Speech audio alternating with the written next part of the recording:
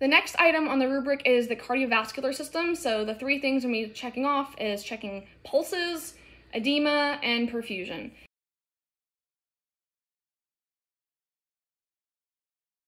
So with pulses, you're going to get out your stethoscope and listen to their apical pulse.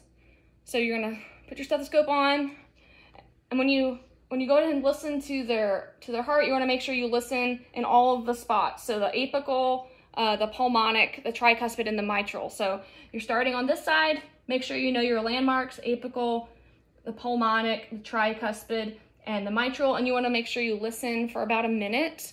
And what you're listening for is make sure you can hear S1 and S2, the lub-dub, describing any heart sounds that you hear. If you notice a murmur, or if you notice a swishing sound, anything like that.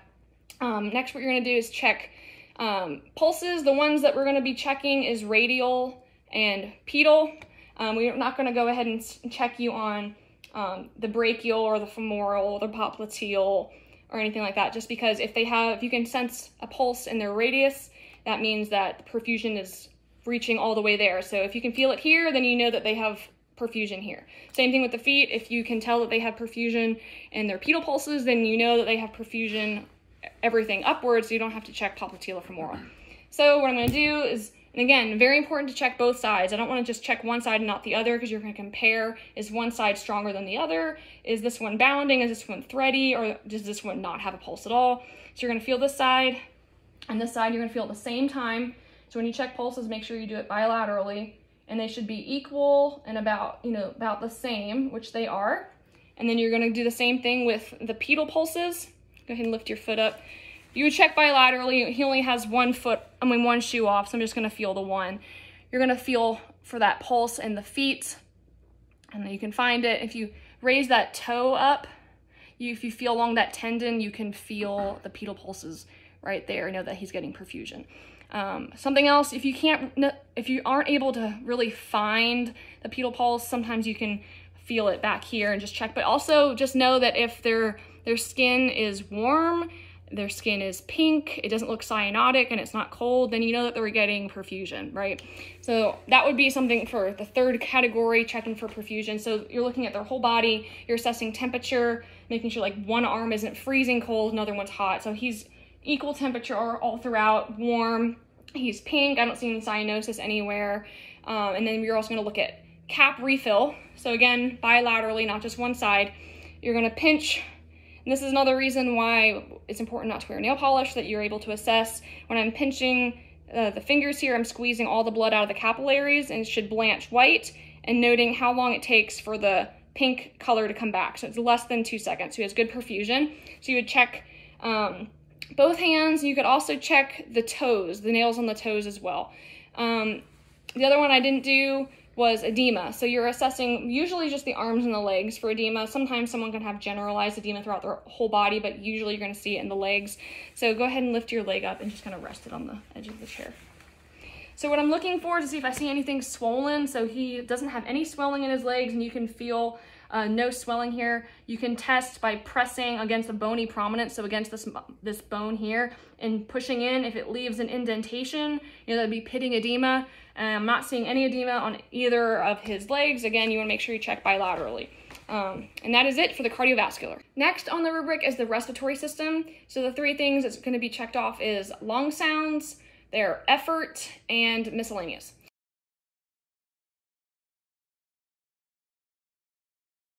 So on the first one, lung sounds, you're going to get out your stethoscope, and you are going to listen to the anterior, the posterior, and the lateral, because you have to be able to hear all aspects of the lobes. And what we're going to be checking for is that you're doing upper, middle, and lower lobes. This is important because if someone has fluid, it might be collecting in the lower lobes, but if you only listen to the upper lobes, you might think that their lung sounds are clear and not notice. So you're going to make sure you hit all of those zones. So I'm going to have my stethoscope in. I'm going to listen to the anterior upper lobes, have them breathe in and breathe out. Make sure that they don't pass out. Make sure that they're breathing in every time you move your stethoscope. So listen to both sides. You're comparing one side to the other before you go down. So listen to the upper lobes. You're going to listen to, lower. And then on this side.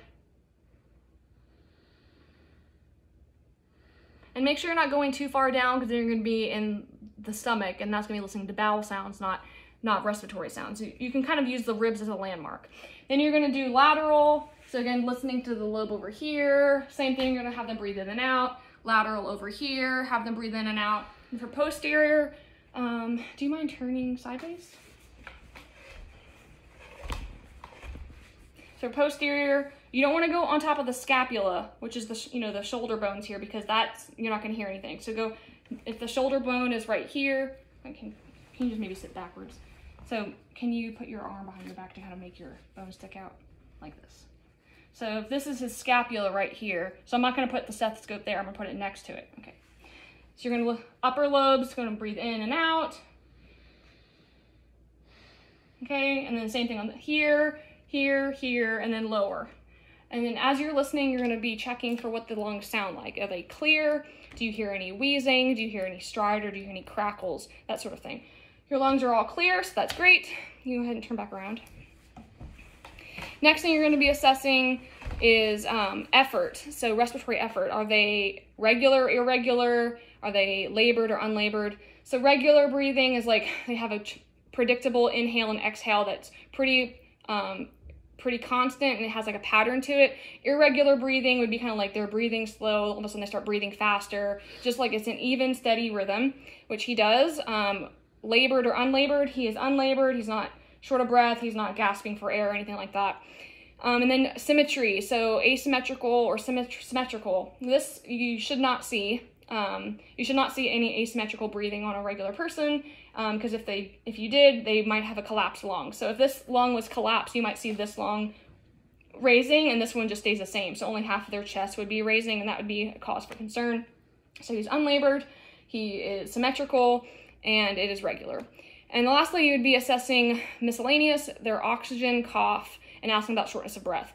Shortness of breath is more of a subjective thing. I can ask them, are you feeling short of breath at all? Are you able to perform daily activities without any issues? No issues. Okay. And then oxygen, he is on room air. Some patients might have a nasal cannula, so you would make sure to check how much oxygen flow they were getting. And then cough, this isn't me asking him to cough, this is me assessing if he has a cough. So if I walk in the room and I notice he's coughing, cough. I might ask him, hey, is your cough productive or non-productive? Productive meaning that when he coughs, that he's bringing up sputum. It might be green, it might be yellow. Non-productive is just he's not coughing up anything, and it's like a dry cough. So he doesn't have a cough, so I would just note no cough. So you're not asking them to cough, you're just seeing if they have one. And that is the respiratory system. Next on the rubric is the gastrointestinal system. So the things we're going to be looking at is subjective data, inspection, auscultation, percussion, and palpation.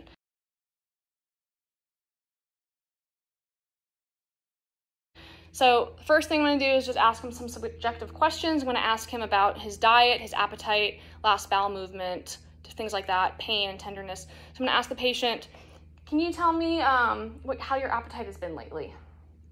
Normal. You're not finding yourself needing to overeat or feeling like you're undereating? Nope. Are you on any special diet? Nope. Any salt restriction, fluid restriction, any trouble swallowing? None. Perfect. So those are the type of things you're looking for. You would also ask the patient to make sure they're regular about when was your last bowel movement? This morning. Was it any constipation or any diarrhea? Nope. Okay.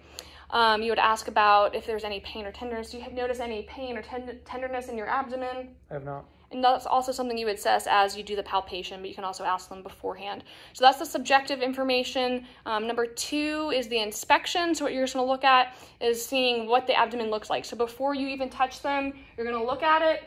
Is it okay if I raise your shirt? Mm-hmm. Remember to maintain patient dignity throughout and ask for consent before you touch them or, violate their privacy in any way. So I'm looking at the abdomen. What I'm looking for is, is it flat? Is it rounded? Is it distended? Is there any ascites, any fluid? So I'm not seeing any of that. It's flat, no extra fluid retention or anything like that. So flat and soft. Next thing you're going to look at is auscultation. So again, you're going to get your stethoscope. You're going to put your ears in, and then you're going to make sure you listen to all 4 quadrants. So starting at the the lower right, and you're gonna kind of go in a clockwise movement. The reason why is because that follows the path of the colon. So the colon starts down here, goes up, goes across, goes down, and exit out at the end. So I'm just gonna listen there. So I'm gonna listen, and you're gonna be assessing the sounds. And you're gonna move up here. And what you're listening for is you're gonna hear like these soft gurgles. You should hear sounds in every quadrant. If you don't, there might be an obstruction somewhere or a paralytic ileus. You're also going to be noting if it's normoactive, hyperactive, or hypoactive. In order for it to be truly hypoactive, you have to hear no bowel sounds whatsoever for a minute. You can't just listen for 15 seconds, be like, oh, well, I didn't hear anything, hypoactive. You have to listen for a full minute. Hyperactive would just be like excessive, like really, really loud. You might even be able to hear it without a stethoscope. So just documenting those things. So that's the auscultation. Next is the percussion. So I want to make sure I go over this pretty well. I sent some video links and emails. Make sure you check those. Percussion is to test what it sounds like. So when you do percussion on the abdomen, it's going to sound different whether you're percussing over air, over water, over stool. It's all going to sound different. So normally it should sound pretty resonant, what we call tympany. And I don't know if you can hear it from here, but what you're going to do is you're going to take your hand, kind of put it flat on the abdomen, and you're going to strike the middle finger kind of like this to hear the sound underneath on the abdomen. So I don't know if you'll be able to hear this or not, but we'll give it a shot. Probably can't hear that. It sounds like this, and that would be tympany. It's resonant. You can hear you can hear it kind of like a higher pitched sound. Something that'd be more dull would sound kind of like this. So that's more dull, and this is more tympanic. Can you hear the difference? So this is tympany. That's more dull. One's more high pitched, and one's kind of less and more low. So you would hear the tympany, that higher pitched sound, over air. You might hear the more dull sound if they're really impacted or they have constipation. So you're going to be testing, the different 4 quadrants, doing that on all the different sides. And make sure you're comparing one side to the other to see if it's the same throughout or if it's different in different spots. So that's percussion. You're going to say whether you hear it dull or resonant. And then the last is palpation. Make sure that you listen before you palpate. If you palpate first, that could produce false bowel sounds. So you want to make sure we listen before we do anything else to the abdomen. So for palpation, you're going to put both hands like this and kind of do like a circular motion. You don't want to like be digging in their abdomen like that. That'd be kind of painful. So you just want to start light and just go all around in different spots and ask them if they have any pain or tenderness as you're doing it. No? Nope. And you're going to be feeling if you can feel any like weird lumps or any like tumors that shouldn't be there. You can also tell if the patient's really impacted. You can actually feel that stool. And after you do light palpation, you're going to go a little bit deeper. Again, you're not really digging in like that. You're going to be careful of your nails. You don't want to, if you have long nails, that's another reason why you have to keep your nails short. You're not like shoving your nails into the patient. So keeping your hand flat, and you're going like this, not down like that. So as you're feeling, go all the way around in all the quadrants, and then you go a little bit deeper and do the same thing. Assessing for whether it's soft, whether it's rigid, board-like, so it's soft and no pain and no tenderness. And that is the gastrointestinal system. The next item on the rubric is the GU system, genitourinary. So the 3 different categories are the subjective data, checking their elimination, and perineum.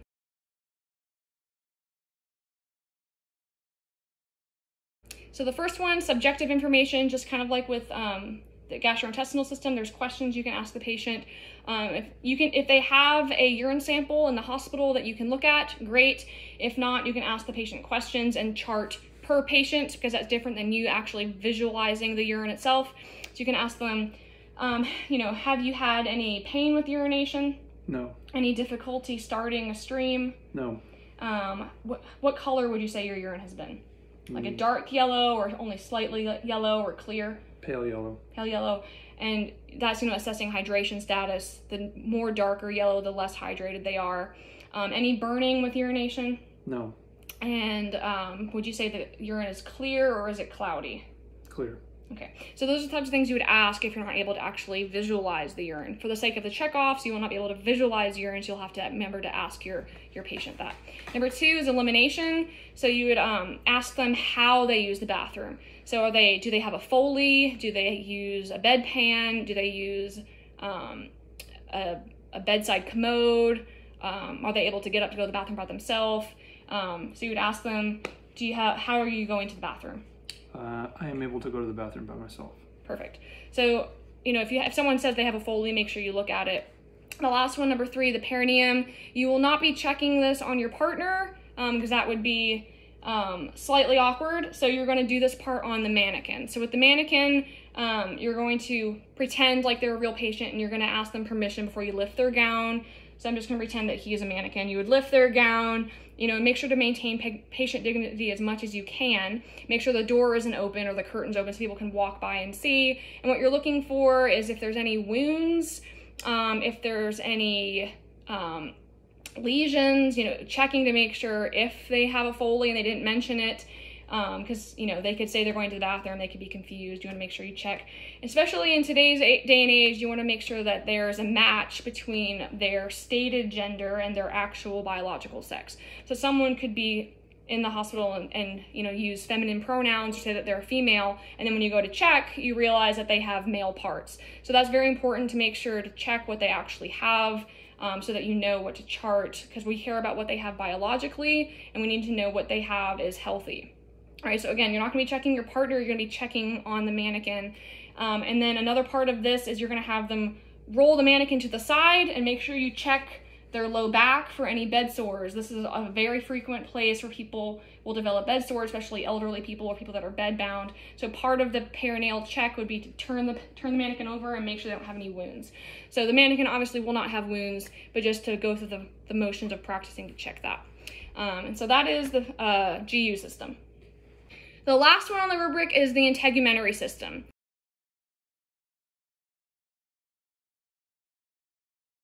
This one is its own category, but it's also something that you can just be doing throughout the whole head to toe, because you're checking them from the top of their head all the way down to the bottom of their feet, and so you're looking at their skin throughout. So you can make this its own separate category, or you can just kind of verbalize it as you go. So what you're going to be looking for is turgor, moisture, looking at their nails for any wounds, if you notice any wounds on their body anywhere, and their hair. So we kind of already looked at their hair on their head when we did the head with HENET, but you can also look at body hair, leg hair, arm hair. Again, looking for any patchiness. They might have maybe some spot is a different color in some patches, or maybe they're missing some hair, so you're going to be note of that.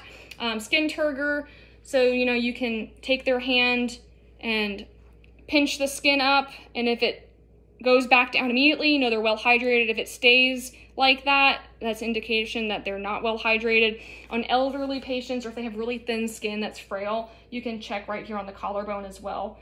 So that's the turgor. Moisture, again, this is just for their entire skin. If you would notice, like, oh, maybe they're really sweaty on their back, or maybe their feet are really cold. You're checking temperature and moisture on their whole body. For their nails, you're going to look at their fingernails on both sides and see if they're well groomed, or if they have pink nail beds, or if they're cyanotic. You can also check for clubbing.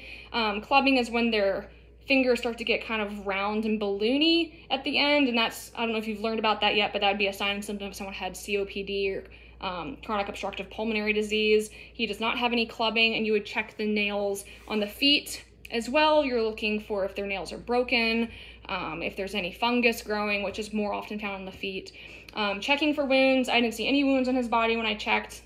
If you did, you would make a note of it, and then that's it. So that's the Integumentary System, and that is the full head to toe.